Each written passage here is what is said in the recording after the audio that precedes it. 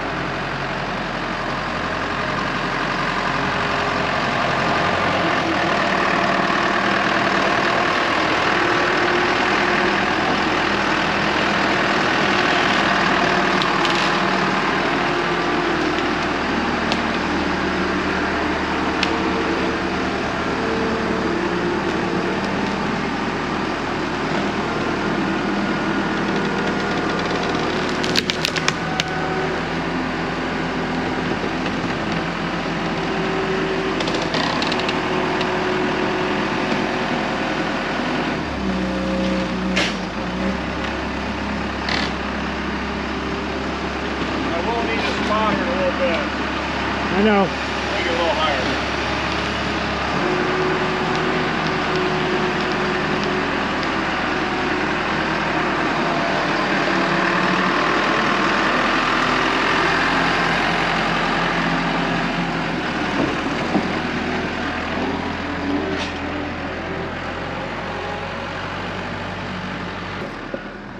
Well, we got everything baled, picked up off the field. Camera died out there, so unfortunately there's going to be a bit of a lapse here between the baling process and the picking up process versus the unloading here at home. So I didn't have a battery on me. Bad forethought on my end. Sorry about that. But we're at home here at the North Farm unloading now. Had a bit of a hydraulic line issue, so had a little bit of a shutdown time there. But things pretty well clicked pretty good today. The accumulator worked good, baler worked good. Tie grabber worked pretty good. Some issues with the knotter a little bit on tie grabber. It's one of them things you got to monitor everything as you go. You know, there's a learning curve with everything. And starting out last year using this tie grabber and accumulator system, I tell you, I was about ready to light it on fire after the first, I don't know, 20 acres of using it. I was pretty fed up, but it ended up being issues with my knotter on my baler that was giving me primarily most of my issues. And then the other thing is learning how to drive. You got to learn how to turn and what ways you can and cannot turn with an accumulator.